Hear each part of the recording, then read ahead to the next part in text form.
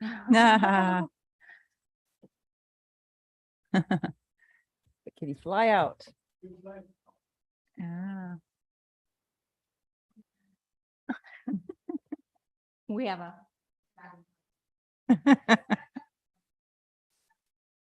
Are we ready? Sorry, I wasn't on. We have a dragonfly in here, Randy, so everybody's a little distracted. But we are live and ready when you are, Madam Chair. All right. I'd like to call to order the Seldovia Planning Commission regular meeting on Wednesday, August 3rd, 2022 at a little after 6. Let's see, 6:01 on my watch. So roll call, please. Okay. Miss Sweet, Present. Mr. Forsberg. Here. Mr. Kroll. And Mr. Ryan. Here. We have a quorum. Okay. Item C is approval of the agenda. Do I have a motion to approve the agenda? Move to approve. Thank you. Ask for a second. Second. Okay. Is there any discussion or objection to the agenda? All right. Well, hearing none, I guess we'll go for the roll call vote on the approval of the agenda. Mr. Forsberg. Approve. Oh, sorry. And I was supposed to start off with Miss Sweet Approved. and Miss Ryan. Approve? And motion passes. Okay. So now we're on to item D, approval of minutes from June 22nd, 2022. Do I have a motion to approve the minutes from this last meeting? Move to approve those minutes. Thank you. And this is Randy Sweet. Second. Okay, there's a motion and a second. Any discussion? If I may, Madam Chair, there is a typo that I found at the beginning of the minutes, under both the approval of the agenda and the approval of the minutes. It should have stated both that you had called for a motion for both, and then the motion was made as so may have moved, followed by a no objection, and then the roll call vote. So just a little bit of an order change that I can make in-house if that amendment's approved, or if the motion's approved as amended.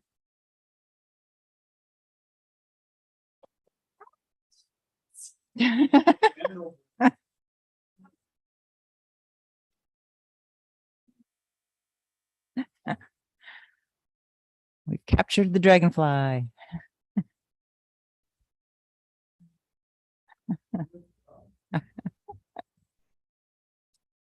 Okay, roll call vote, please.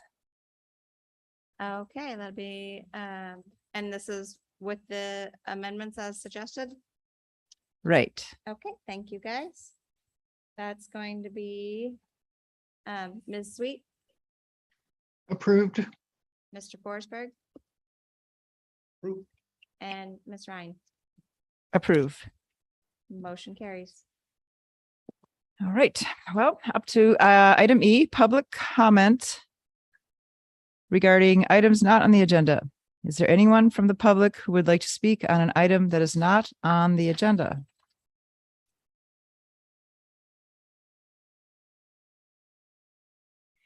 I'm not seeing any hands at this time.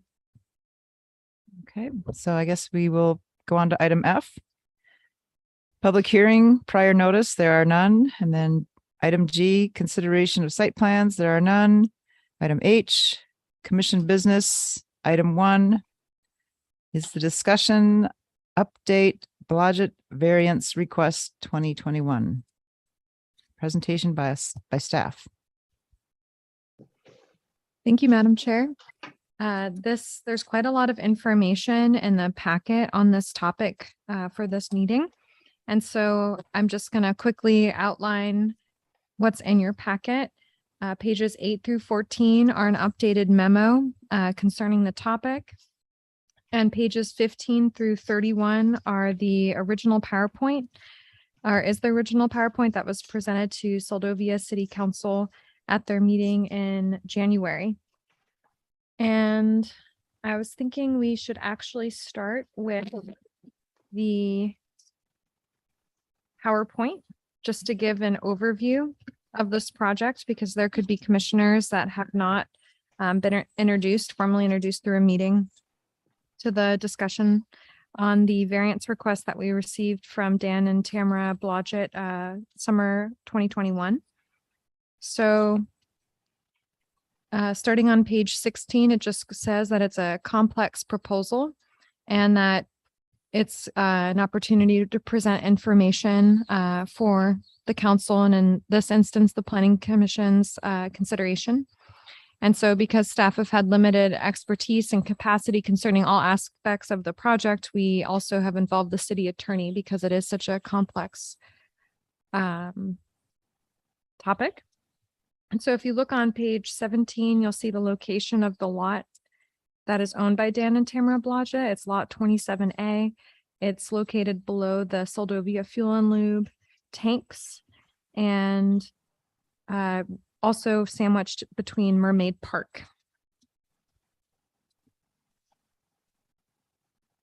And on page 18 of your packet, it shows a separate view or a different view of the lot from parcel viewer to align with the drawing that the applicants submitted for the variance that they would like permission to proceed with, or for the Planning Commission to consider. So in 2011, the applicant came before the Planning Commission to discuss the development of this lot, and minutes are provided from those meetings in this packet that you have this evening. Those are pages 82 through 88. So you can see the minutes from the 2011 meeting. So the commission back in 2011 had requested a reason for the variance and a survey from the applicant. And then there was concerns about lot 27A's use for private residence, with ground lease documents showing it was intended for the Denali Commission project.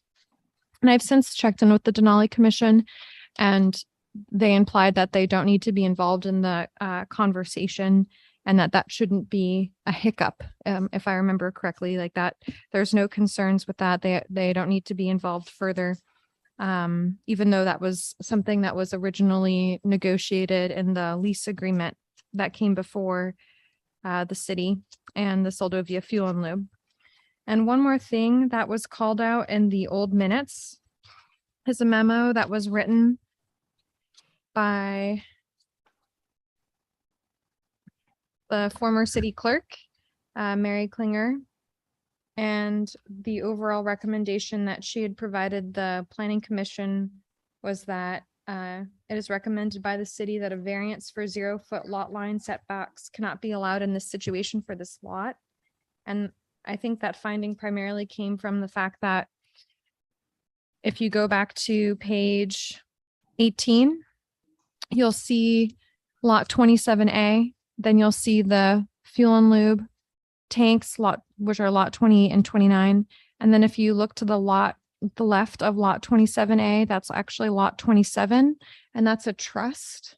And so back in 2011, the city clerk had shared with the commission that I don't think the city can permit a 0 lot line or 0-foot setback, sorry, because that would be impacting the property, which is not owned by the same property owner. So that was at least another concern that the Planning Commission and the city had discussed back in 2011 regarding this proposal. So skipping ahead here, on page 22, you can see the quick claim deed that deeded the property from Seldovia Fuel and Lube to Dan and Tamara Blodgett. That's lot 27A. And I'm trying to find the slide here that just briefly goes over the variance that's being requested. So let me just see if I can pull that up here. So on page 26 of your packet, the variance that's being requested is a 0-foot setback to overhangs on the northwest and east lines of lot 27A and a 6-inch setback to overhang at the southwest corner to English Drive. And the current proposal does not meet code requirements for parking. So the applicant is requesting the vacation of the right-of-way that is known as Mermaid Park. And there are other excerpts and parts of the application, but I now want to go to the most up-to-date memo that was included in your packet to give the most up-to-date information to the commission. And that's on page 9, 8 and 9 of your packet.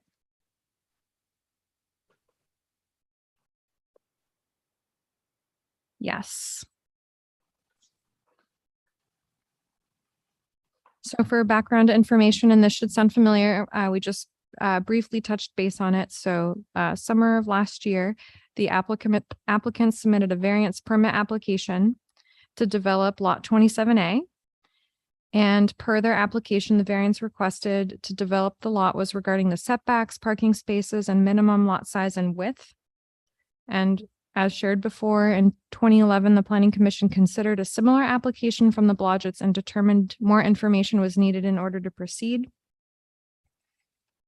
So initially, this was going to come before the Planning Commission in the fall of last year, but because we didn't have quorum in the Planning Commission, it came before the council. And then because the applicant wasn't able to make that council meeting, we held it on January 10th of this year. And after going over that PowerPoint presentation, we briefly touched base on, council, Seldovia City Council had a few other questions regarding the proposal. And so after listening to the questions, drafting them, and following up with the city attorney, we have responses to share with the Planning Commission. And so one of the Seldovia City Council members asked, is Mermaid Park a city or state right-of-way?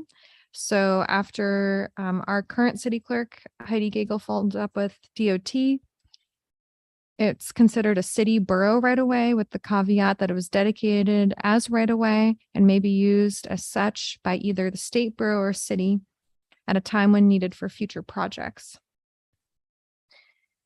Another council member had the question of, would snow shed off into public right-of-way if the setback requirements were relaxed, meaning if the city moved forward with granting a 0-foot setback for 3 sides of the parcel?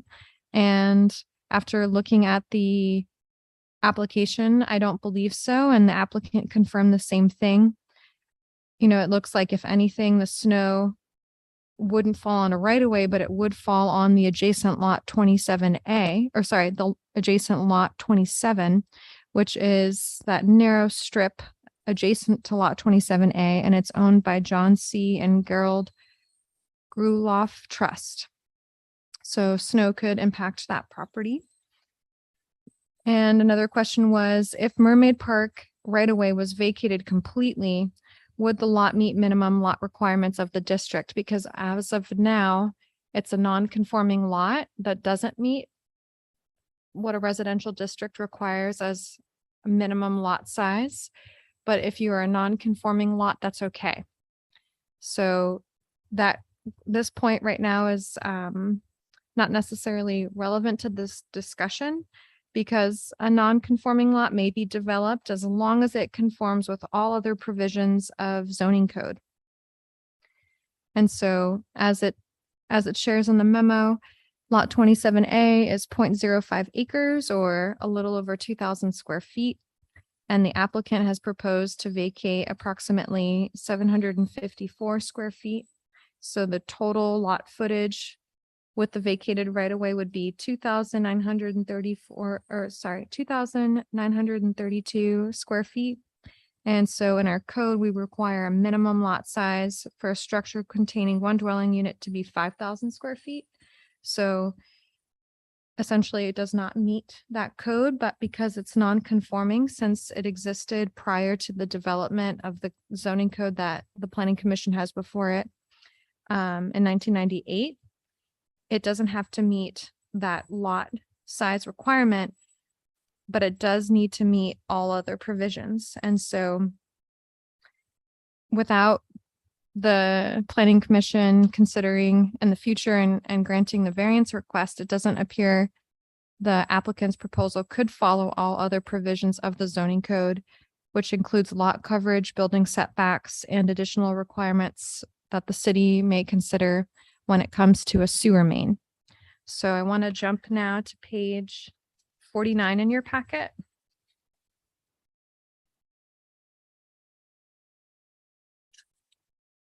And I'm sorry, 51 would be better.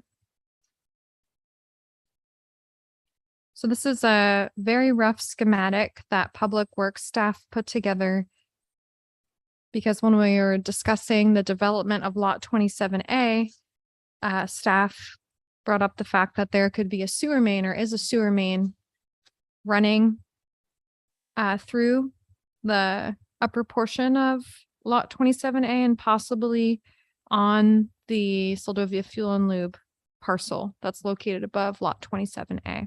So those blue circles there are supposed to serve as manholes.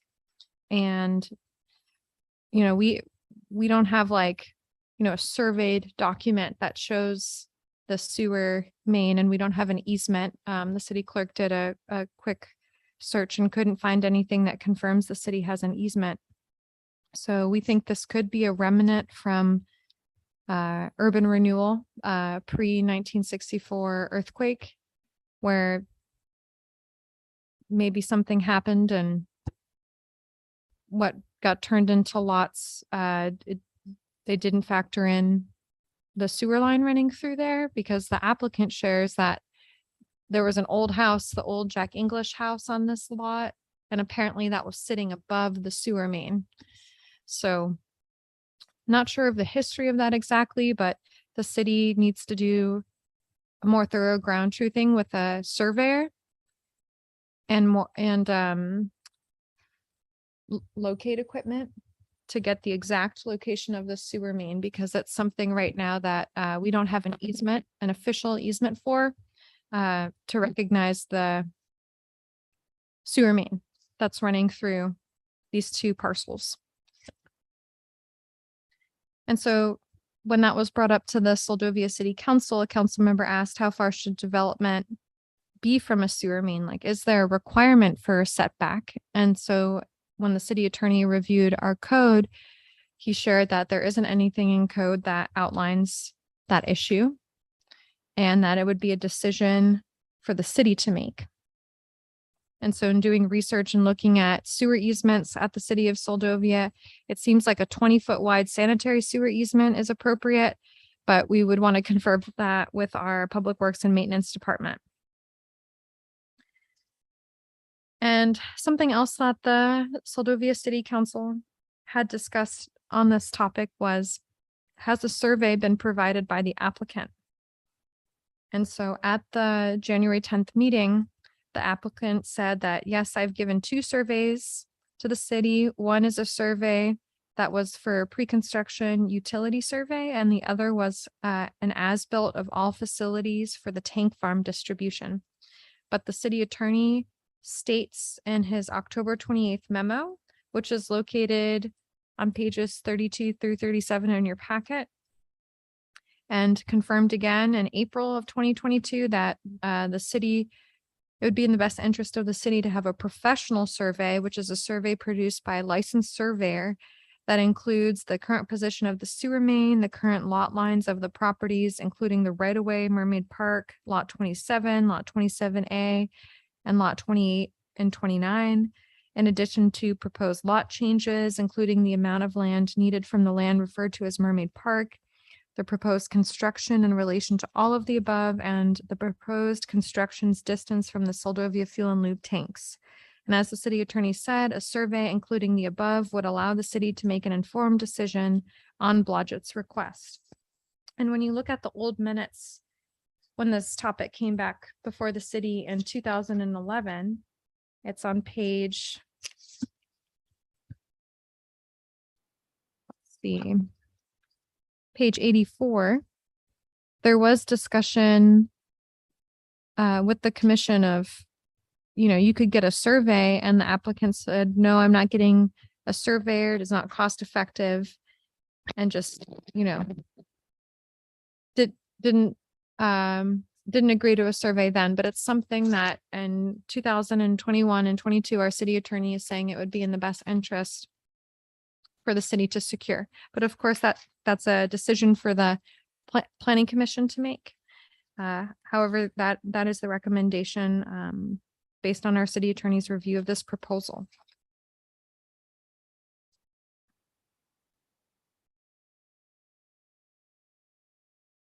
So a few more things on page 12 of the packet.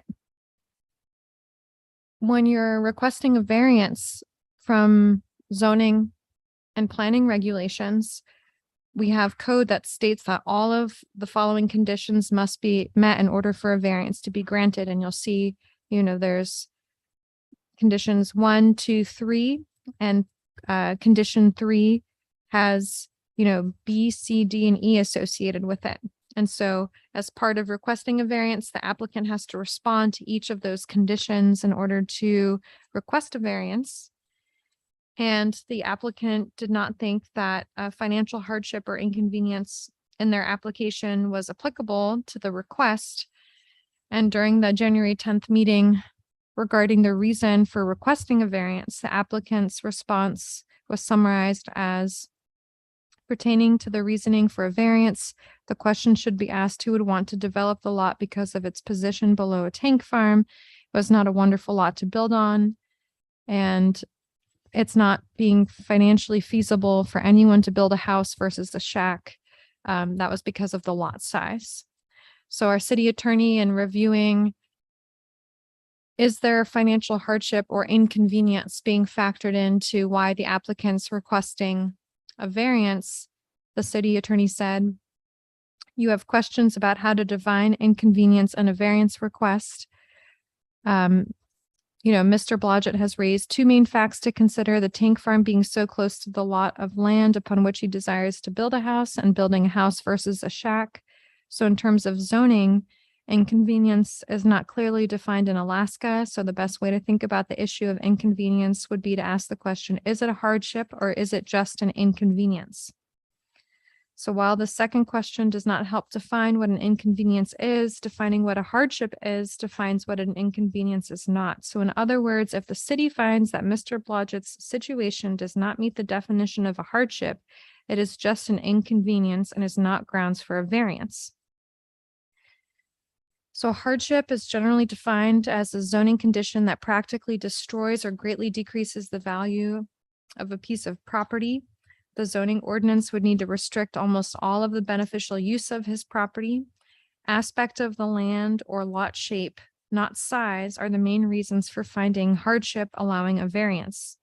So the hardship of building a shack versus a house on the land implies that either the zoning requirements do not remove all beneficial use of the land and a variance would not be warranted, or that a more limited variance to allow him to build a smaller structure on his land may be more appropriate.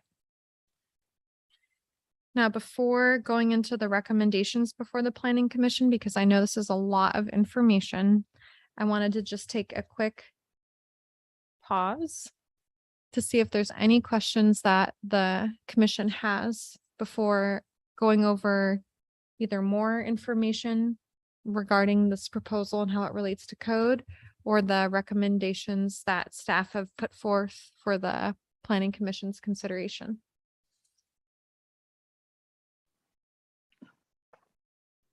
So this is Randy, and I think I have a couple of questions. Can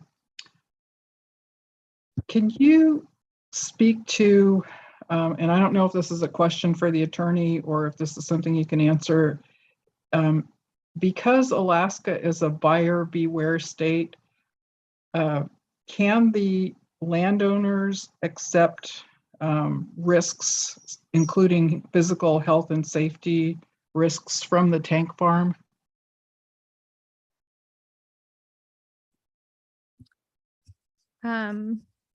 Through Chair Ryan, Commissioner Sweet, I think the closest way that I could answer that question is that the city did consult with the state fire marshal, and that's pages 44 through 47 of the packet. Just trying to get a sense of, are there any additional requirements? Because the planning commission back in 2011 had thought that there needed to be a particular distance between the tank farms and any proposed development in order to proceed.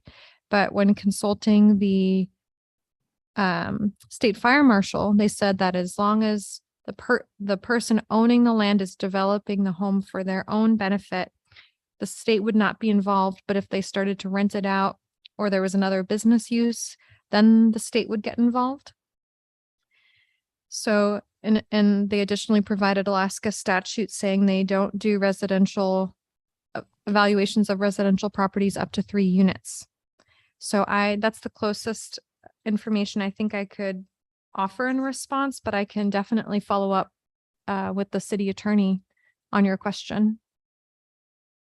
Because I think the landowner in their statements had made a statement, that they're okay with the risk of building their property. And so that's where my question came from. And yes, if the attorney could just speak to that, that would be helpful. And then my second question has to do with the survey, both the sketch by a professional surveyor and then if it's being replatted, the need for drawings. And my question would be that, okay, as a commission, we're receiving an application that isn't complete because the drawing hasn't been done by a professional surveyor. And I also understand that if it needs to be replatted and it needs to go to the Kenai Peninsula Borough, that both the sketch and the drawings would have to be submitted in order for it to be replatted. So I guess I'm just trying to understand what we need to do as a commission and as a city so that if we're undertaking a process, that we're actually doing something that would ultimately be accepted, if we were to agree to the variance. I thank you for the question through the chair, Commissioner Sweet. So it's correct that based on the meetings that were held towards the end of last year and feedback received from the city attorney, the variance application that was submitted by the applicant was deemed incomplete. Because while you can submit an application, the city can require additional information, including a survey, in order to have enough information to evaluate your proposal. And in terms of the Kenai Peninsula Borough vacation process for right-of-way, I know that the applicant provided that information when they submitted their original variance request, and I have not had a chance to go through that thoroughly. But it sounds like they would require a survey, some sort of documentation to demonstrate the changing lot lines. And so that I know the applicant has expressed that they are not interested in having something developed at this time, but I think that would be to their benefit if they did want to proceed in the vacation of the right-of-way known as Mermaid Park in order to have 2 parking spaces, which is required for the residential zoning district, and also meet the terms of the Kenai Peninsula Borough, or the state of Alaska too. I have a question. By vacating the Mermaid Park, why would it automatically become part of Lot 27A? Why would it go to that ownership? I have a brief understanding of it, and if the city clerk has anything to contribute, feel free to add. But they're the neighboring property owner on a lot line. So if we're vacating, then typically it gets split 50-50, at least the way that I've seen lot line adjustments or vacation of right of way. So it impacts property owners on either side. In this case, the applicant has not requested the full amount of Mermaid Park. In their application. They asked for 754 square feet. And I don't have an exact calculation of how much is within Mermaid Park, but it's not the full amount. And so because they're the adjacent property owner, that's why they're petitioning a portion of the right of way, which the DOT confirmed was dedicated as a right of way to be used either by the state, borough, or city at a time when needed for future projects.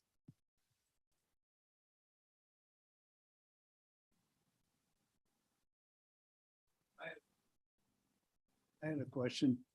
Who owns the 15-foot trust fund? Through the chair, that is owned by John C. and Gerald Gruthoff Trust Have they been Agreement. notified of this?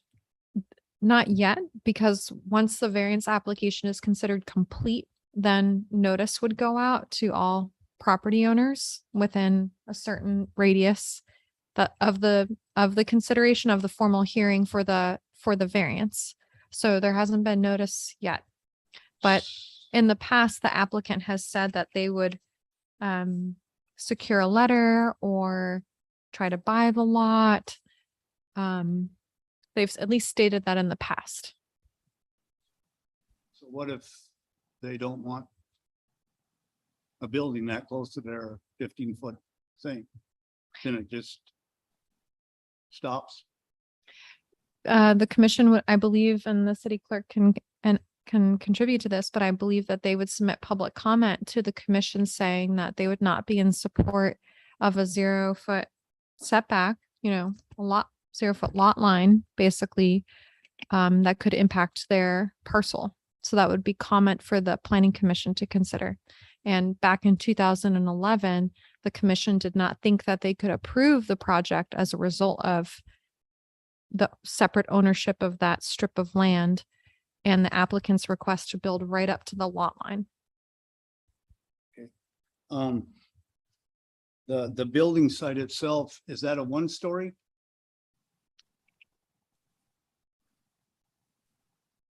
Let's see, I'm gonna pull up their drawing. And actually their application too.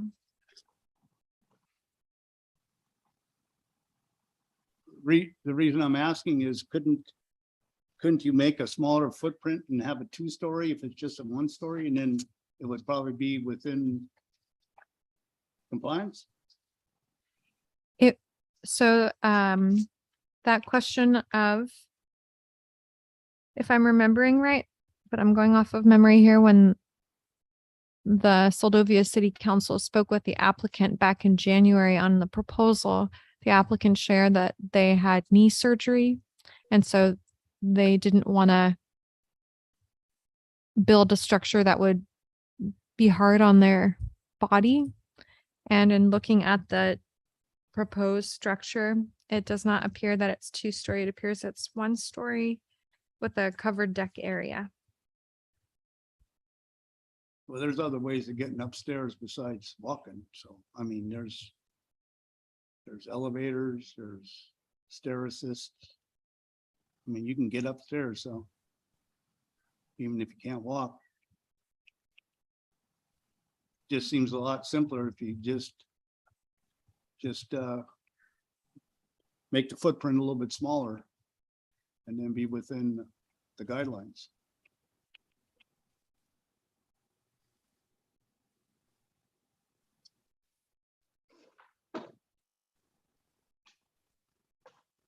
Well, that was, and I don't know if this is jumping ahead or not, but that was something that the city attorney had drawn a conclusion on as well, which is why one of the recommendations for the commission's consideration tonight is requests the applicant submit a new variance permit application that requests the minimum variance necessary to permit the reasonable use of the land or structure. And in looking at, let's see if I can find it.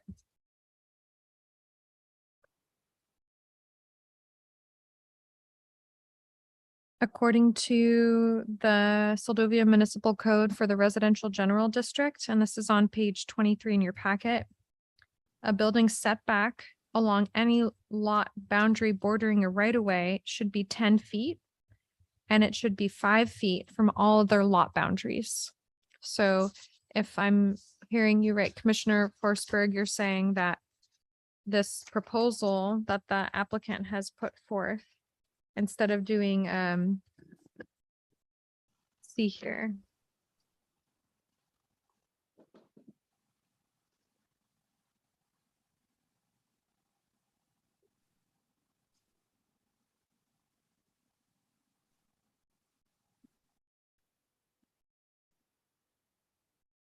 So instead of doing a 0-foot lot line variance for, and if you look at page 57, that's what I'm referencing here.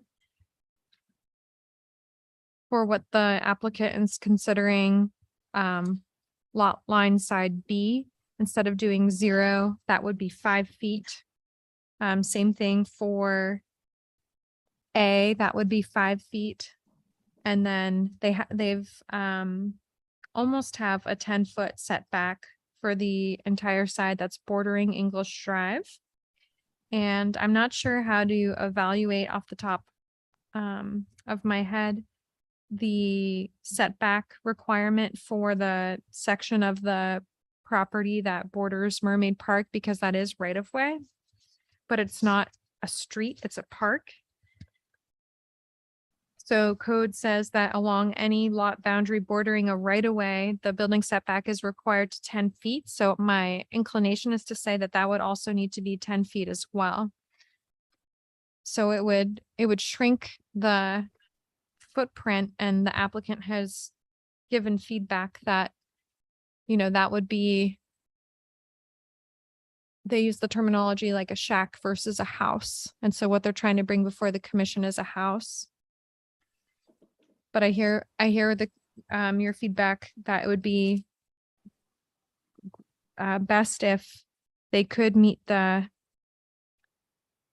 setbacks, or at least attempt to not have it be 0 foot, but have it be even just a few more feet away from the property line. Okay.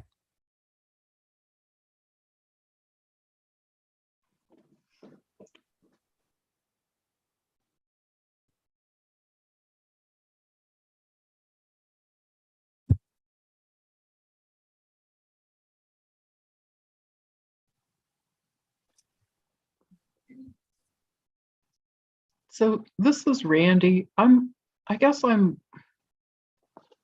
It seems that because the application isn't complete and the information that all parties who are affected isn't in the conversation, it seems really difficult to come up with it, to actually be able to go forward with any kind of decision without everyone being informed, and so that the conversation can actually be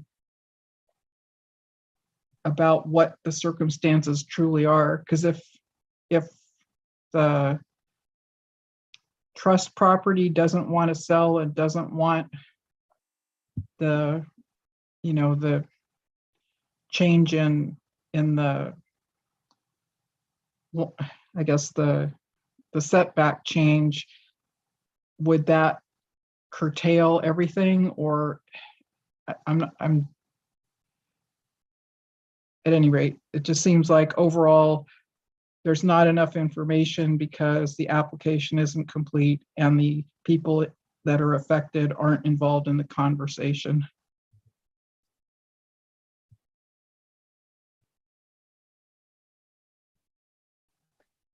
Through the chair, Commissioner Sweet, I can definitely see your point. So another avenue that the commission could proceed with is knowing that receiving a survey is the recommendation of the city attorney so that the commission can make an informed decision. The commission could say, we can move forward with accepting this application as is and initiate the formal variance hearing procedures, which would then trigger noticing all of the neighbors. And then when the time comes to have the discussion of making a decision, then you can say, because there's not a professional survey, we're going to deny the request. But we're trying to avoid that by letting the applicant know that at this time, it appears your application is incomplete. So if you do this, then that will help the commission make an informed decision. So it's a little chicken and egg there. And Okay. then, so I'm just putting that back to the commission for input on that. And then additionally, something that is recommended for the commission is to require the city staff to determine the setback or the easement size for the sewer main that's present on the lot. So that would be a step that, we would pay for the survey of the utility, or the description at least of the section of the utility that's located on the lot and possibly a second lot, the upper eastern side that's owned by Seldovia Fuel and Lube. So that way we can provide that information with the applicant to assist them when they're either developing a new variance permit application based on feedback from the commission that perhaps not going all the way to the property line, but having some sort of a setback would at least show efforts for a minimum variance request. That could be something that the commission also factors in this evening. And then going from there. I know it's a lot of information, so. Okay, so on that sewer easement, 20-foot being proposed, does that exclude any structure being built on top of that? Yes. Okay, so that further reduces the space that's available. Okay. And to add to that, Chair Ryan, that it doesn't have to be 20 feet. That just looks like what the city has for sewer utility easements Uh-huh. in the community, but Public Works could go out and say, as long as we have X amount of feet, we'll have the center line going up the sewer main. And then as long as you have X amount of feet on either side, that would allow for maintenance, because you wouldn't want a structure to be developed over a main if say there was a backup or, Yeah. Something like that. Hmm. Wow. It feels like it's hard to understand really what you need us to do tonight on this. So there's recommendations and we can go through those on page 8. Yeah, page 8 of your packet. So staff recommends the Seldovia Planning Commission requires staff to determine the setback for the sewer main present on the lot and share this information with the applicant. So that's the first part of the recommendation. Now, before we discuss recommendation B, Commissioner Sweet talked about, without basically formal variance proceedings of notifying all the surrounding homeowners, it's hard to know if we have all of the information, plus there's no survey. But as I shared with her earlier in the commission earlier, you all could say, let's accept the application. Let's make it formal. Let's go through the noticing procedures. And then you can discuss during the formal hearing, the professional survey, the setbacks, not, that go to 0 feet, and your thoughts on, is that the actual minimum amount, or is there a different amount that you could propose for setbacks? You could have a formal hearing instead, because and I know that's something that council member or Commissioner Sweet brought up, but you could also, instead of starting formal variance proceedings, request the applicant submit a new application that requests the minimum variance necessary to permit the reasonable use of the land or structure. And then if the applicant wants to proceed with the project after that request, then also ask that they submit a professional survey. And then in discussion with the city attorney, also have the discussion of requiring the applicant to grant an easement to the city for the maintenance of the sewer main. And that width would be determined by the Public Works and Maintenance Department.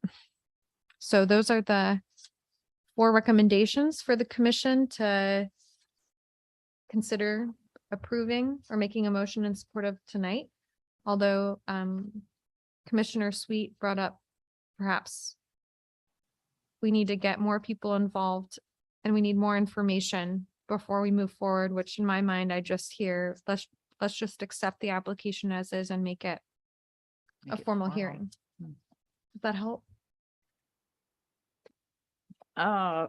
Yeah, that helps. But if we accept the application, are we then saying, oh, this is something that we think maybe could really happen, having this massive structure on this very minimum lot? I mean, just makes, I agree with Roger saying, you know, you get a small lot, you make a small structure. You don't try to fit an elephant into a whatever, a little dog kennel or something.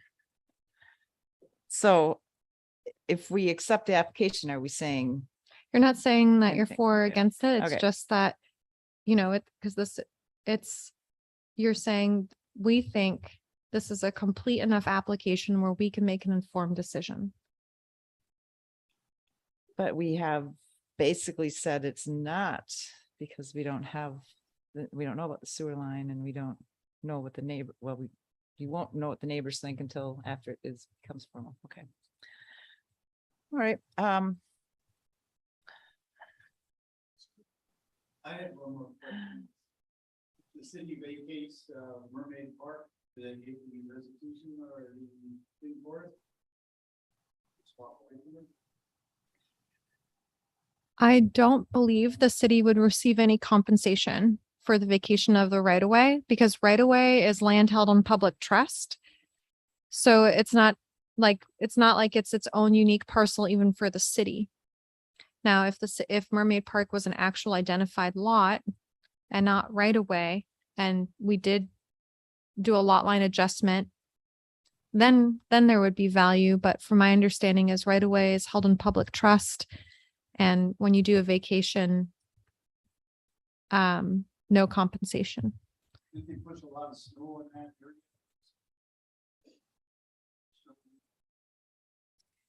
Isn't that right there? There was snow, I believe, pushed up on what is called Kenai Street. On, you can see it on page 9.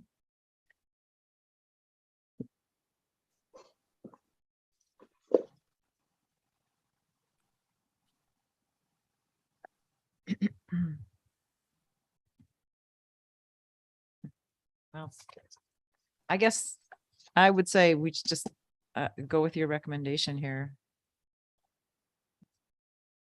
I guess in my mind, what seems to be, you've thought it through. I mean, you guys have had to delve into this way more than we have, but. Oh. I agree with the caveat that it ain't like we approve it, you know, because as it stands, I'd have real big problems with it, you know. No 5-foot setback anywhere, you know, I mean, it's. But, yeah, if you want to dig into some more, we can go ahead and push it forward as far as the next step, I reckon. So, through the chair, Commissioner Forsberg, you're saying you would be in support of considering this a complete application to move forward with a formal hearing. Oh, and your mic is off again. There you go. Yeah, I mean. that's what you need to even do a yay or nay it anyway. You gotta go forward with it. Right, and that's what's used for noticing Right. adjacent property owners as well. All right. Yeah. You good, I guess. So this is Randy. I do have a question about Mermaid Park. I understand that the park is in the right of way, so it's not a permanent use of the land for the park. Would the people who are using the park be noticed so that if there were any objections to vacating part of the park, would that be considered part of I guess the people who should be noticed besides the landowners? Through the chair, Commissioner Sweet, I would say that we would follow our normal noticing procedures of the meeting and of the variance request. And I'm looking to the city clerk if there's any additional input on that, but you know, it's right of way. If the city is open to granting the vacation of the right of way and working with the state and the Kenai Peninsula Borough on that, I think that's a city decision, and it would be something that maybe would even get kicked up to the Seldovia City Council to discuss. And when that topic or question came up at the council meeting in January, the mayor shared, you know, that the city, of course, is very much pro housing development in the community. And when there was discussion of vacating the park or a portion of the park, I don't believe at that time there was any opposition to that idea being considered. Okay. The commission could always make a recommendation asking for the city to provide public notice. I'm trying to think how we would do that regarding this project so that people were aware it would impact Mermaid Park. And City Clerk Gagel, do you have any ideas?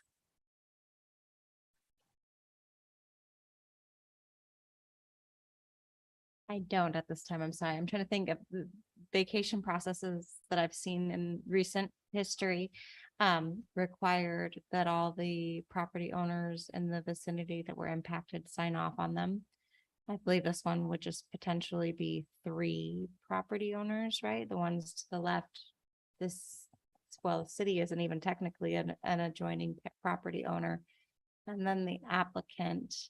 And then that approval does go to the city, or that decision does go to the city for recommendation to the borough, whether they approve it or they don't.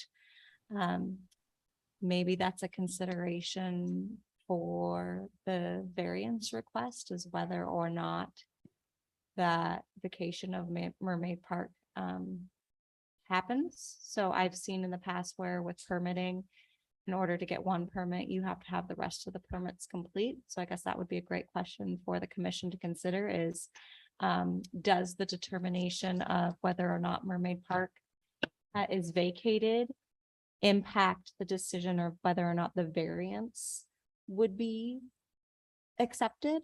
And if that's the case, should that come first? And I do believe that would also require a survey that I haven't seen. I would have to look into it further, but I haven't seen a replat or a vacation be submitted to the borough without a professional survey. So just thinking off the top of my head that maybe that's a direction that if the commission is interested in seeing that vacation first, that would also require that the information that the city is requesting and could help with the determination of the overall variance. Since Mermaid Park is considered public land, then every citizen here considered public has a little bit of stake in whether or not that gets vacated or not. I would think that would require notification to everybody in this town. And I know where I've lived before, if there was actions like that that are being considered, they post it on site so that people walking by can say, oh, there's action being considered for this parcel. You know, call this number to find out more information. But yeah, just taking away a public resource for somebody's parking spaces, I think that's something that everybody should be aware of. I had one more question. Oh. English Drive, is that a city road? Through the chair, yes. And then,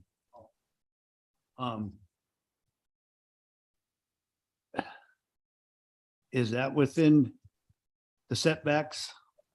The building coming down that hill? So if it's along a right of way, according to our code for the residential district, it has to have a 10-foot setback.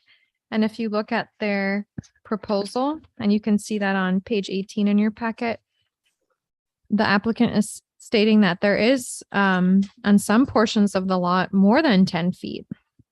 But if you go southwest or the side of the lot that the applicant has labeled C, it goes down to 6 feet. So they do not have 10 feet all the way down the lot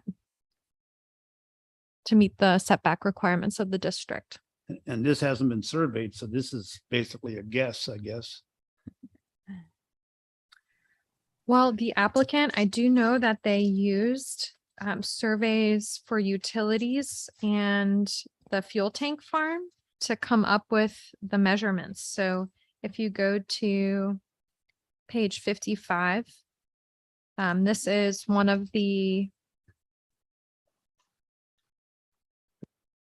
plats that there or surveys that the applicant submitted, and they used the measurements that were on this document to assist with the measurements that the commission sees. Same thing with, let's see,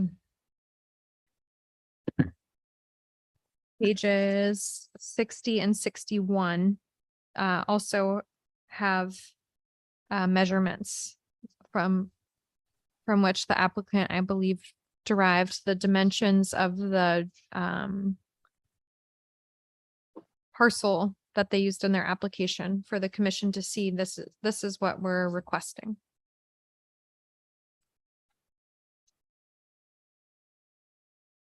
Can that 10-foot setback be used for parking on the road? So our code, when it comes to parking, our code states, let's see here.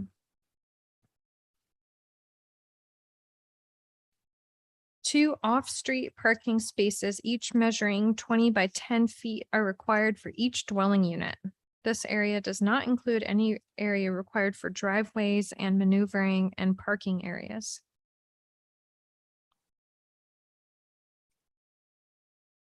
And your question is, can they park in the setback?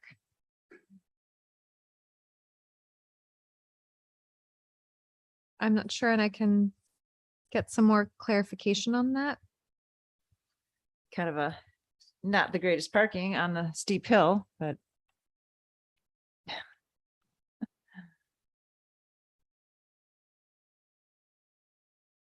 And Chair Ryan, I was under the impression that the applicant would be here this evening to help answer some of these questions, because I wish they could assist in giving more information. So just wanted to we have been in conversation with the applicant. We did send him the updated packet and information, so at least the applicant's aware of the discussion taking place. okay. Well,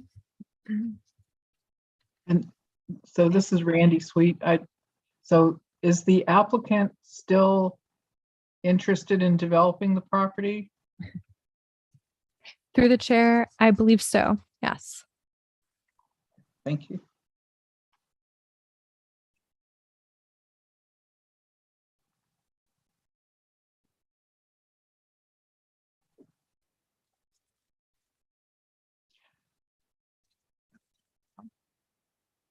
Um,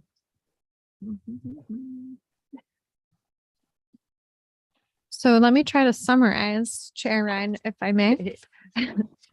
I've heard a few different things. I've heard, I believe the first option was let's have the commission decide on the recommendations that were put forth in the memo. So voting on those.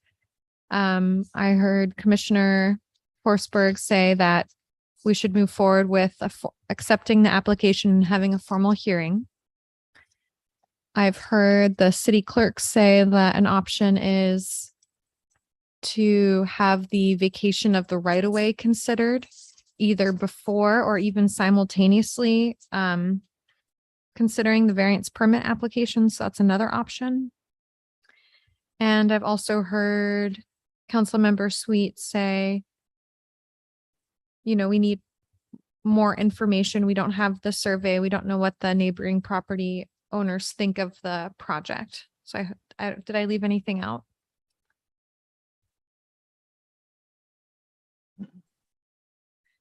And if the commission doesn't feel comfortable coming up with a recommendation this evening, we could have a special meeting to talk about it more. We could have discussion on the next planning commission agenda. I think that would be acceptable. So that's an option too. What does a lawyer say? Do we have somebody that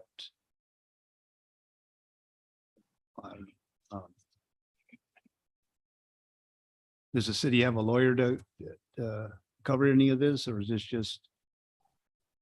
We do have a city attorney, and he is very willing to come to meetings and attend meetings. So that's an option, as well as to have additional conversation with the city attorney present.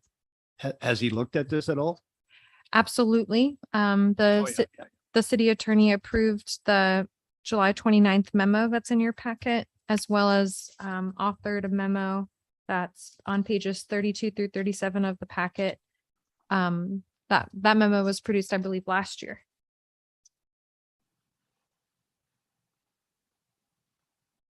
Okay. Yeah, and on that, attorney basically stated what we're all kind of wrestling with, is that there's not enough information to really make a decision. So that's what the recommendation of your letter was at the beginning of this, and to request this additional information, right? The survey, and that makes sense to me to go ahead with that course of action. And if we did have another meeting, where would we get more information or more stuff to discuss? We'd have more feed in, or what?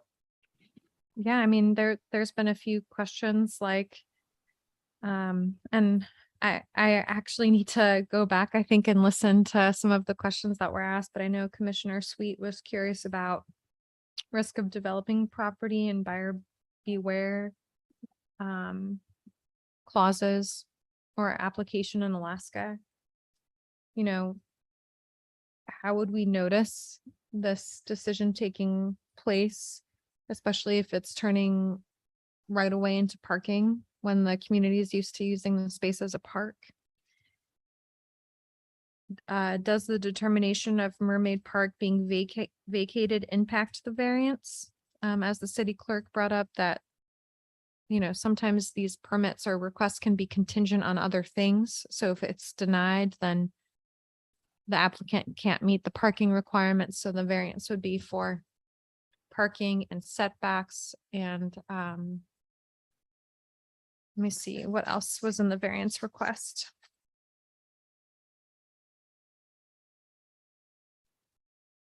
the zero, oh, this is Randy Sweet. I believe it was the zero line for next to the trust property. Correct. It was the setbacks and the parking. I see there's a covered deck area proposed on the lower end of that. Would that work? Instead of having a covered deck, you could park there, couldn't you? Or I don't know. Because with the covered deck, he goes right up, they go right up to that edge with the covered deck. That's an option that the applicant could consider. Yeah, it doesn't. Wouldn't a deck, wouldn't that be considered part of the structure? Okay, so it's the footprint, would it be inclusive of the deck? I believe our decks accessory structures. Yes, they're accessory structures and it would impact the lot coverage. And Okay. so you can't cover more than 50%, I believe. Let me see. Mhm. The principal and accessory structures shall not cover more than 50% of the lot area. And the city clerk on page 80 last year confirmed with the applicant that the proposed structure, including the deck, would cover just under 50%. So they would meet that requirement. And that would be inclusive of all the variant, that would be assuming all the variances were provided. Is that correct? And this is Randy Sweet. Through the chair, Commissioner Sweet, so that's looking at, That's the, it's so, if you go to page 18, it's looking at the dimensions of the lot. And then it's taking into consideration the square footage of the structure, which includes the deck. And then subtracting the proposed improvements from the lot size to determine the 50%. So you don't even have to think about variances. You just have to think, what are they building? How big is the lot? Is it under 50% of the lot size? but so, and this is, please help me understand this. But it would be based on the new lot size, which is 2,700, approximately 2,700 square feet, as opposed to the 2,100 square feet that it is now. Is that I Cool. see, through the chair, I'm sorry, Commissioner Sweet. Now I see what you're saying. You're saying, with the vacation of the Mermaid Park right away. And, no, that determination was made, not including Mermaid Park. Well, just looking at this graphic, there's no way that his structure is taking up less than half of this lot. I mean, you can tell it's more like 3/4 of the land, Yeah. unless you don't include the roof overhang, maybe the little 2 foot around the edge. If you add that in and under the deck, I don't know. It just visually, it looks like it's way more than 50%. Well, I can go, check back with the city clerk on how, she made that determination and working with the applicant in July of last year. I know that I was just going off of, that determination, but we can also confirm that too for the commission.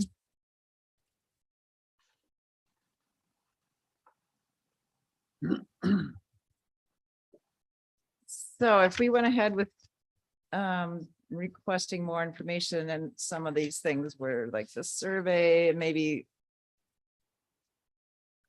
clarifying these questions, like when you say 50%, does that mean just from the corners of your building?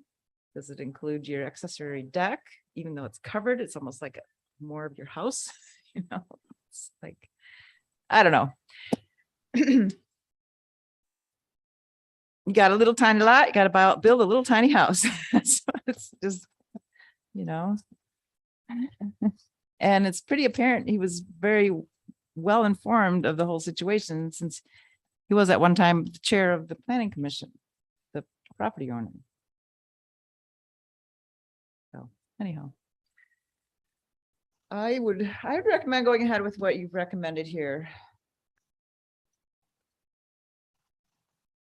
In your memorandum. Just to confer with the city clerk, can the chair make a motion?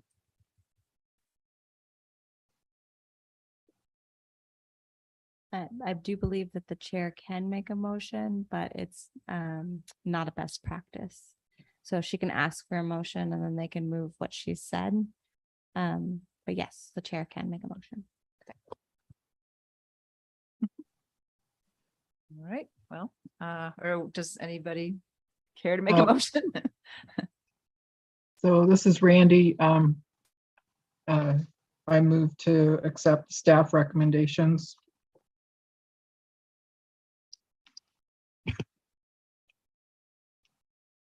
I'll second it. All right. Okay, there's a motion on the floor. I guess this is the time where we would consider if there's more discussion or if there's objection to the motion. As well as comment from the public. Oh. From the public, okay.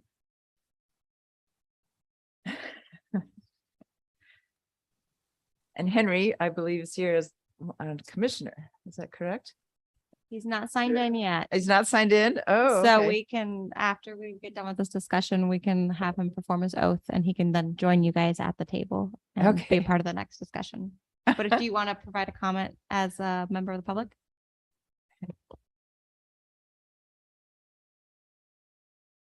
Okay, so I have heard no discussion or objection. I guess we're ready for a vote then.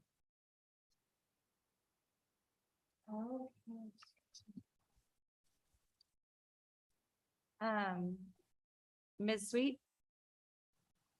Yes. Mr. Forsberg, Yes. and Ms. Ryan. Yes. Motion passes.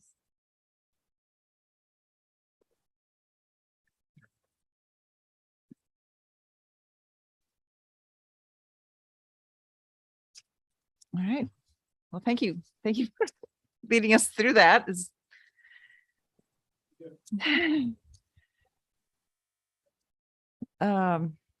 Yeah. I mean, we can't design somebody's home for them or their building, yet it sure seems like there's options to be a little more creative than what is being presented.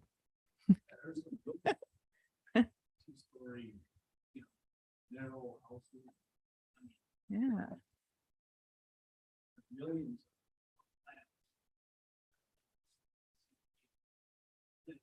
Two-story, you have a view, better view of this beautiful bay out front here.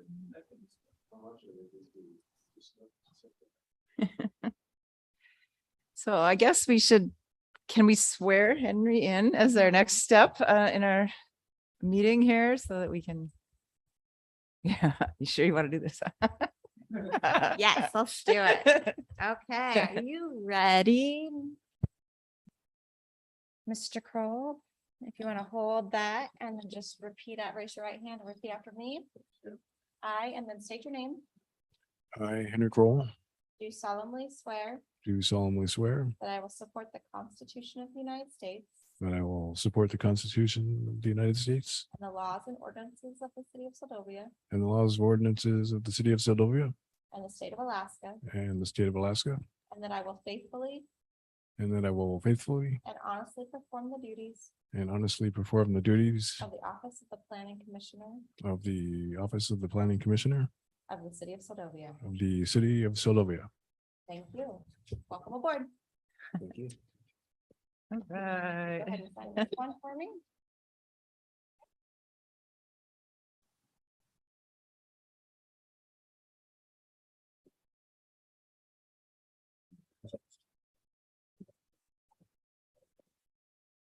There we go. And then if you want, you can take a seat back. to either Ms. Ryan or Mr. Forrester. And do you have a packet? Is there? Did you hear that? Yeah, I didn't want to grab it. Okay, do you want to use? Just got in and had to run up here. You want to use mine? We're supposed to be off today, but we have an inspection. Oh, you were. Thanks for getting here.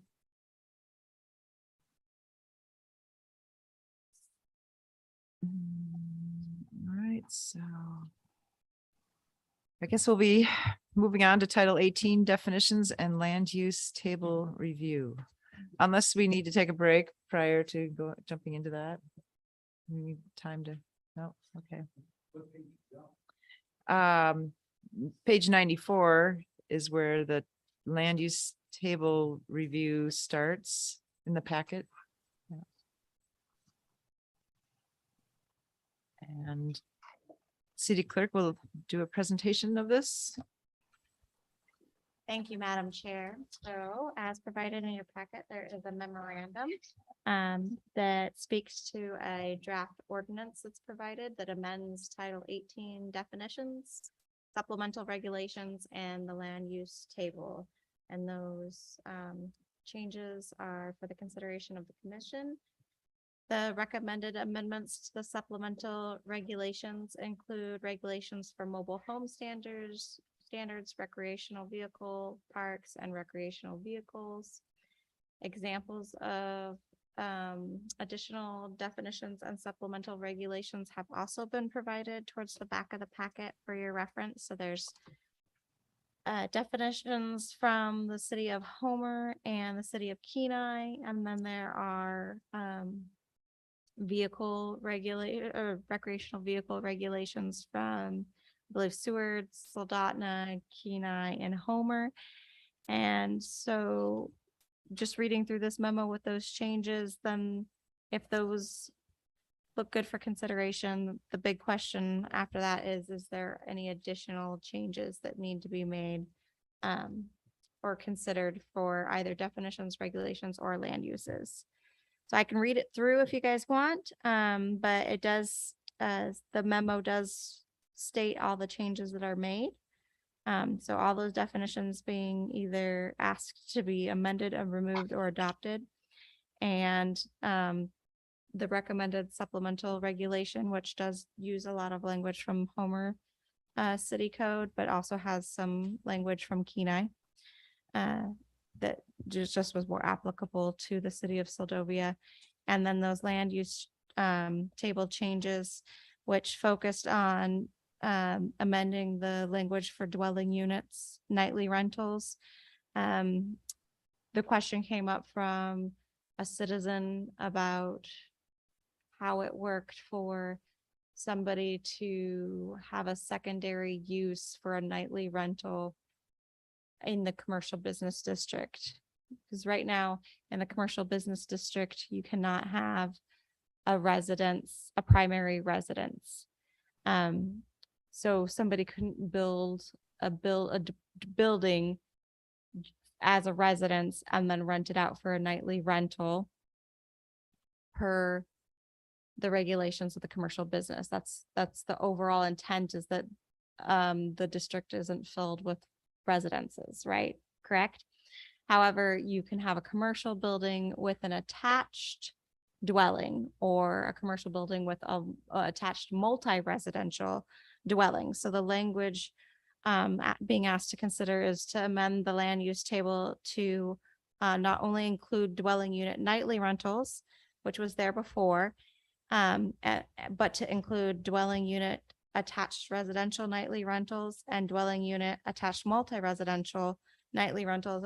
And that's really specific to the commercial business district, but it also includes commercial, industrial. It goes through the codes as conditional use. It would be a conditional use in commercial and industrial because they are in the same position or a similar position, I should say, whereas you can't just build a primary residence in a commercial or industrial zone. However, you can get a conditional use for it.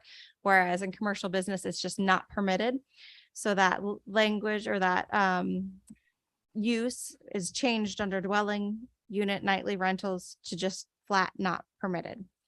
And then it's permitted as an attached residence or attached multi-resident to hopefully cover that ambiguity that yes, you can have a nightly rental business in the commercial business district and it can be your primary business, but you cannot build a building as a single dwelling residence.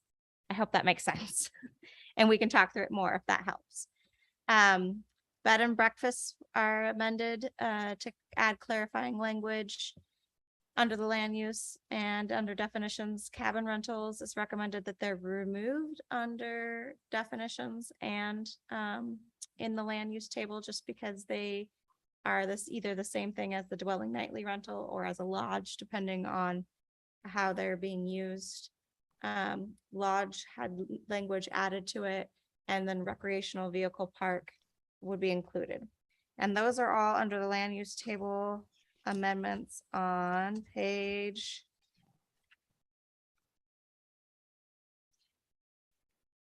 one. It starts on 116 for you guys to see. And the amendments themselves. Oh, no, sorry. 116 is the actual land use. The amendments are on page 114. And that follows that code for the recreational vehicles. Please review that and let me know if there's more regulation or less regulation, or if that's just not applicable for that use of recreation, or if that code language for recreational vehicles as shown on page 112 through 114, and then of course the definitions before that. So sorry, that might have been a lot of jumping around, but the crux is, do these work for definitions? If they're more or less needed, does it work for regulations for recreational vehicles and mobile home standards? Is there more or less? And does that work for the land use table?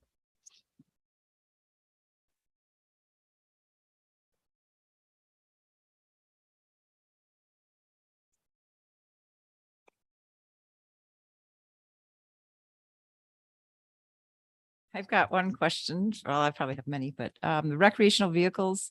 So this, like our zoning map and stuff, doesn't include outside beach on it, but outside beach is a recreational vehicle park, isn't it? There is a recreational vehicle park, the Seldovia Wilderness RV Park. Yes, that's above.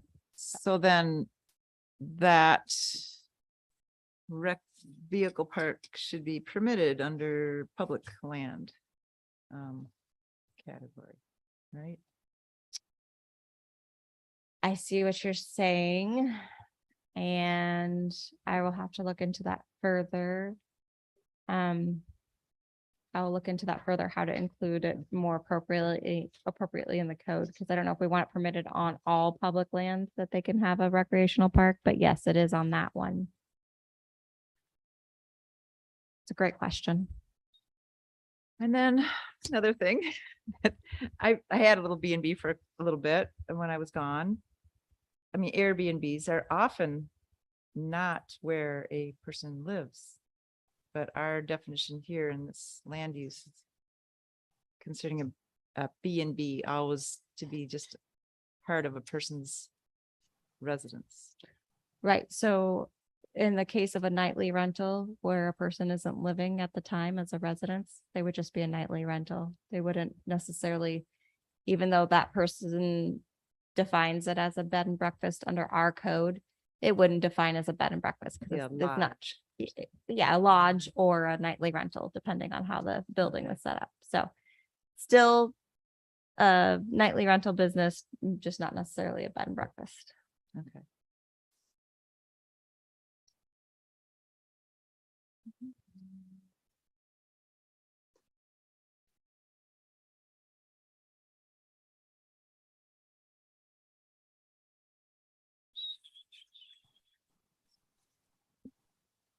Oh, yeah, that. I thought it was interesting, like that bars and liquor stores are not called out as a land use. And they're apparently permitted everywhere or anywhere. If they're not called out, is that true?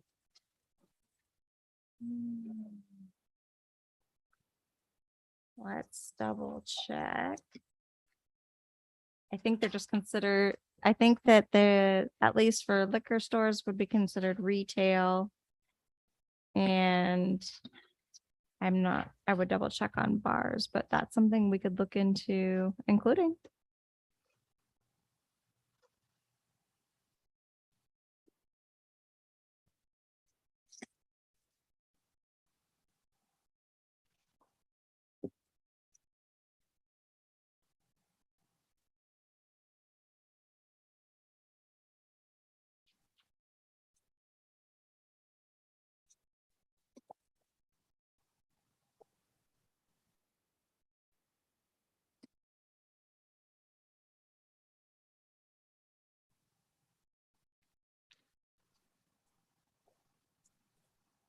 This is Randy. I have a question on, as this, as this regulation is finalized and implemented, is this something that would be good to present to the Chamber of Commerce so that people are aware of the changes? And then would it really affect anybody's business in particular, or is it just clarifying? I guess I'm just trying to understand the potential impact on businesses and if there's any need for outreach to make sure they're aware of this.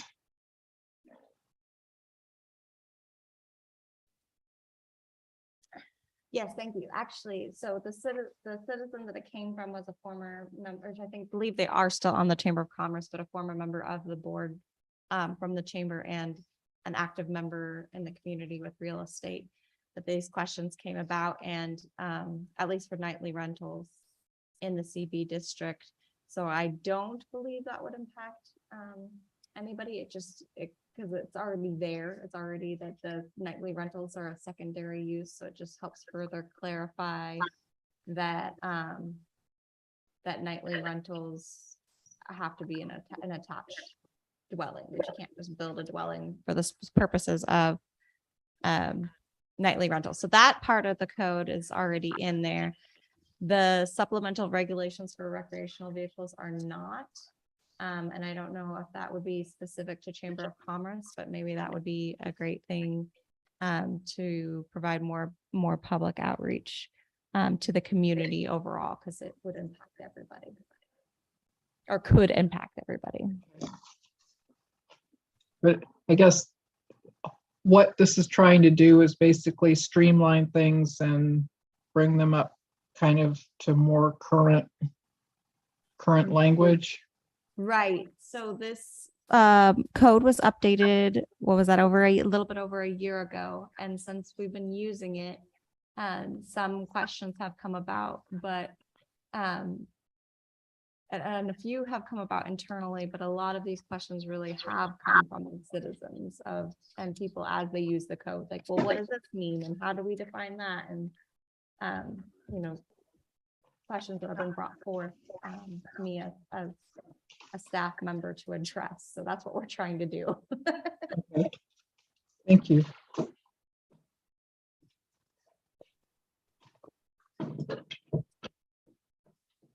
On nightly rentals, let's see, it's on page 106 of the whole packet, but on your definition, it says that it's accommodates the traveling public for short-term stays. And I found other places that more than 30 days is long-term. So should we write that in here, 30 days rather than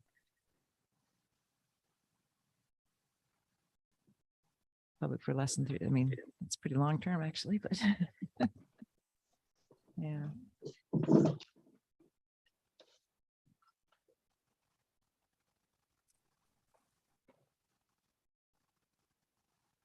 Oh, and if I could include another thing, just thinking, Ms. Sweet, for your question, this would be a ordinance change, so it will go through the normal noticing procedures for council with 2 hearings.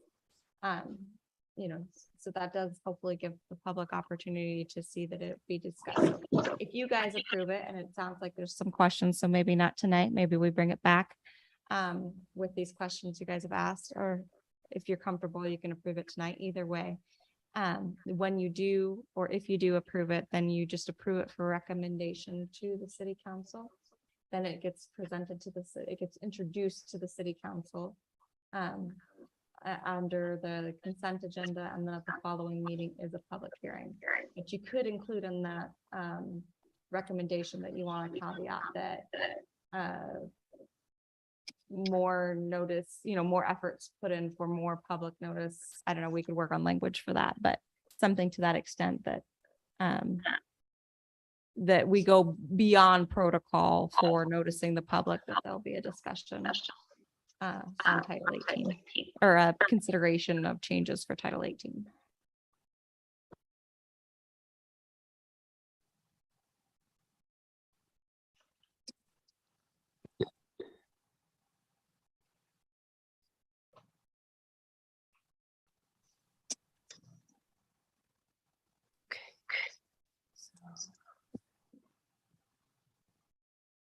So is there anyone from the public who wishes to speak on this item? Looks like not tonight, huh? And I guess we're up to the next part, commission discussion is what we're doing. Now, oh, I guess we're at D, action of the commission. Okay.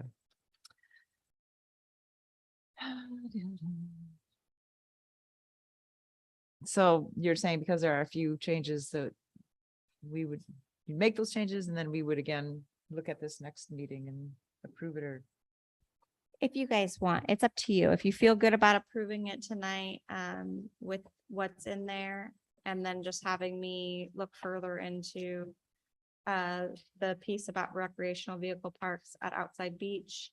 I would include the long-term definition, 30-day long-term under nightly rental. And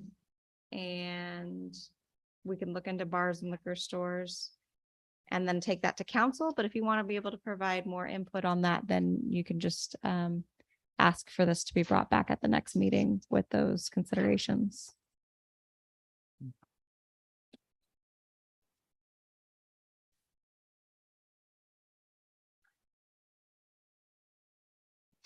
do any of the commissioners have a feelings on this one way or the other?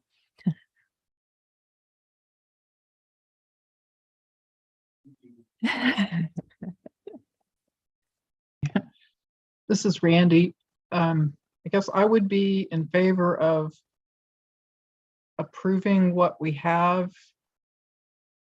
And because if we may have changes, would we potentially have changes from the city council as well? That is true. It can go to the city council, and the city council can say, nope, we want to look into some further changes, and then refer it back to the commission. That has happened before. Or another thing could be to request to hold a joint work session with the council, and I could follow up with them to see if they have availability, but that's another option if you're looking for feedback from them as well on these changes.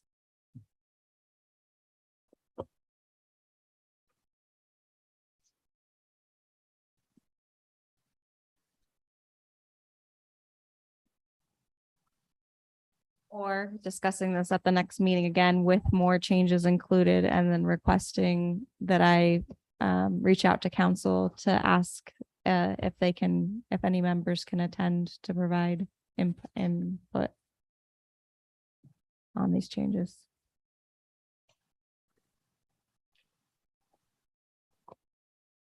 I guess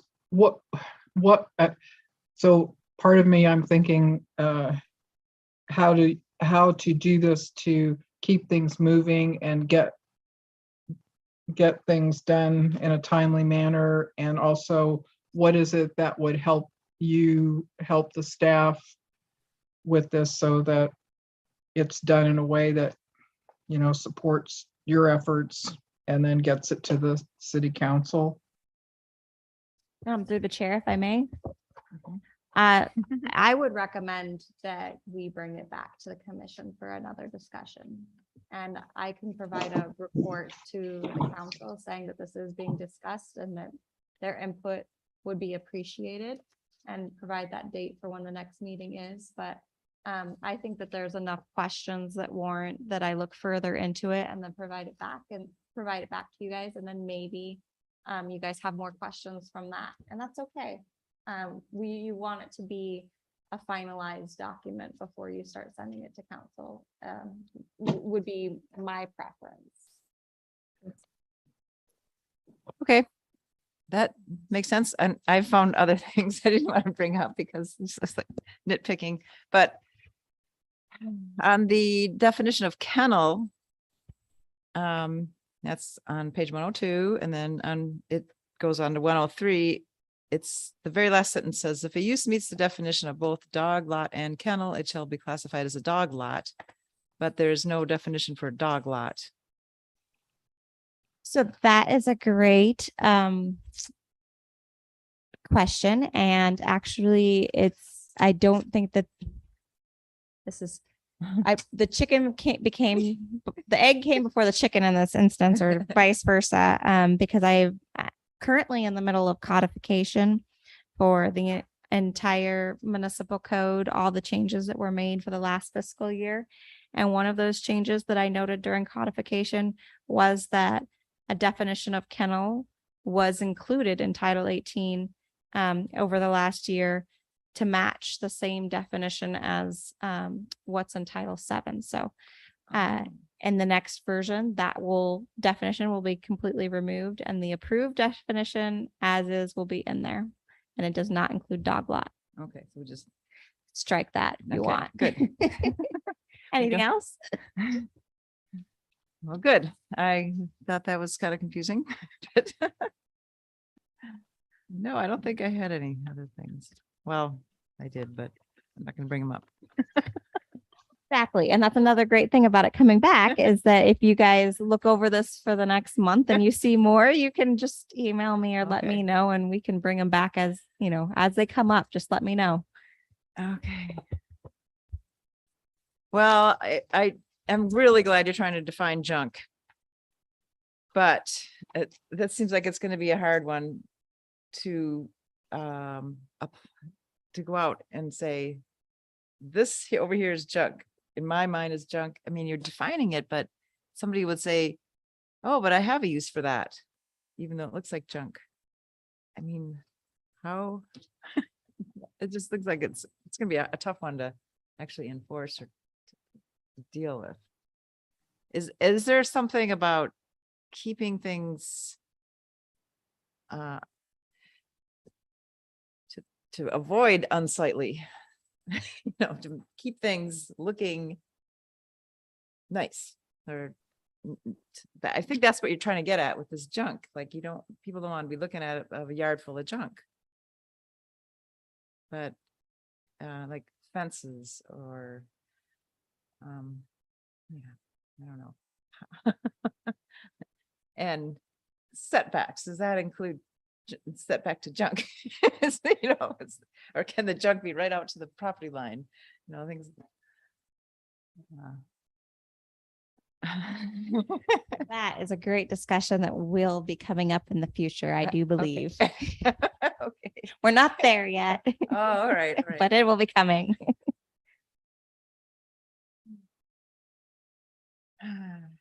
One man's treasure. So this is So, Randy. So it on this junk definition, was this benchmarked with other definitions that other entities had in their ordinances? Correct. Yep. So I went through both Homer and Kenai's, and I was just trying to make sure we weren't missing anything, besides the ones that I was already aware of that needed to be amended or fixed. It was like, oh, well, that might be a good one for Seldovia, or that could be included. That's applicable to Seldovia. But if they do not meet the intent of Seldovia or the needs of Seldovia, then they can be removed or amended or any manner of changes made.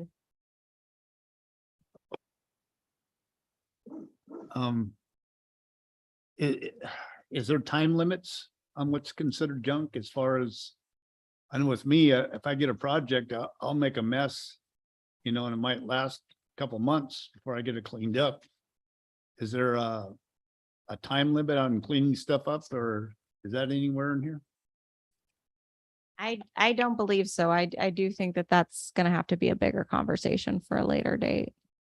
This was just looking at definitions and trying to incorporate what other communities already had to what would be applicable for Seldovia. So if that one causes concern, it can be addressed later and doesn't need to be included right at this moment.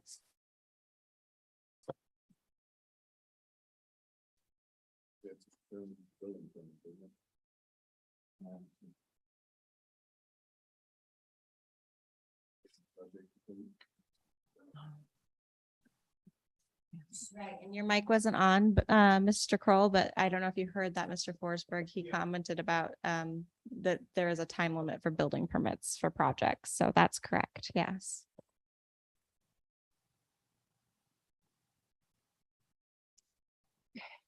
Well, I guess I would think we'll go along with, I would recommend that we can take this back and incorporate the things we've talked about and bring it back for our next meeting to further discuss.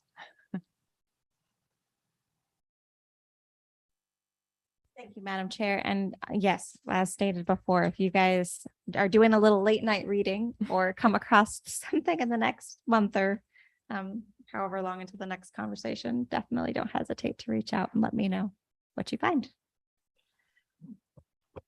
Although if we do come up with these little ideas, we send them to you, they don't get incorporated in what you present next month, it would be something that, or would it be incorporated? It could, as Okay, long okay. as, so the next meeting is September 7th. So packets for that wouldn't go out till September 2nd. So as long as it was before that, they definitely could be included. After that, then they could be included as a laydown. But yeah, until September 2nd, anything can be amended or updated before it's published. Okay.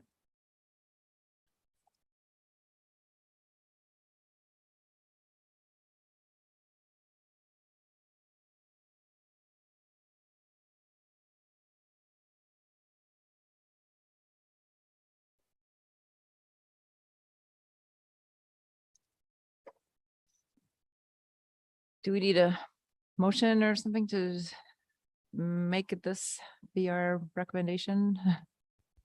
You can if you want, or you can just let it lie the way it is for Okay. no action at this time. Consensus of the commission to bring back at the next meeting, and we can go from there.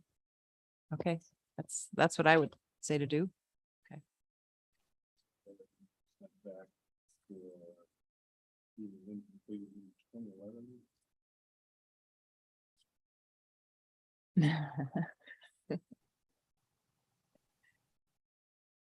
All right. Okay, so I guess we are now then on item I, staff reports, of which there are none. And then item J, informational items not requiring action, is an upcoming training opportunity with local government specialist Jed Cox. Yes, and if I may provide a quick update on this, I apologize. It was supposed to be a staff report, but it also works under informational items not requiring action. If I may, Madam Chair. Our local government, we just, after publishing this agenda, I received word that we have a new local government specialist, Tricia Sullivan, and she's excited to jump in and help out Seldovia. And when speaking to her about a possible upcoming training opportunity, she has dates available in September and October. So right now we're in discussion of whether we want to just have a commission training in September, or it looks like more possibly we would do a council training and then a commission training or vice versa at the end of October. So I'll get back to you with dates as we know more, but looking September, October. So I'll be checking with your guys' schedules as we get closer. Okay, thank you. Item L, oh wait, we're on K. Item K, comments of the public. Are there any members of the public? You're no longer public. I guess we're all public, but. None, okay. There are no members of the public at this time, Madam Chair. And item L, comments of the commission, and starting with Randy.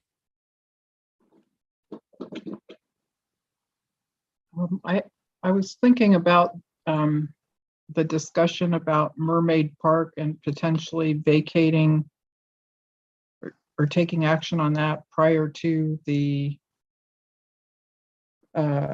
variance proposal. And I was just thinking, I wonder if it's best not to spend time and effort on that without knowing about the whether the individual will submit the required information. At any rate, so thank you. All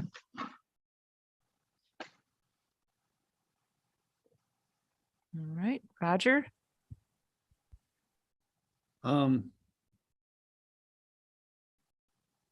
Yeah, we definitely have some things to go over. Yes. So, but yeah, I think it was a good meeting as far as at least we got everything out in the open that, we can discuss. So I think we ought to have a pretty good meeting next time too. That's about all I got. All right. Henry, this is a chance to just say what you felt about the meeting tonight. Welcome. Yeah. Oh, yeah.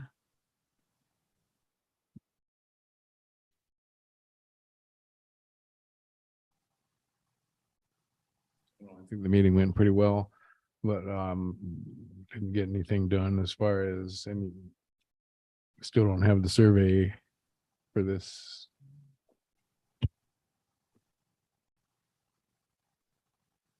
The proposal, right? Yeah. Yeah. The information. We still don't have all the required information. Right. Well, thank you. And thanks for coming. I'm glad we got at least 4. We have able to move through on other items like that you need to have at least 4 people present for. So I'm glad for that. And I hope that things get less confusing in the future, because it seems so simple on some of these things, and then you could layer in all the other information and it quickly becomes very complex. So thank you all for helping clarify it. Right. Yeah. And so thank you all for coming and on this beautiful evening. That's all I have tonight. So the next meeting is scheduled for September 7th.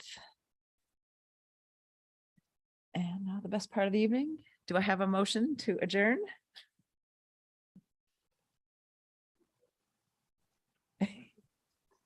So moved. All right. And a second. I second it. Very good. All right, so ordered. And I have no gavel, but I have my fist. You don't have to second it. Yeah. Thank you, everybody. Thank you, Randy. Thank you. Thank you to the staff.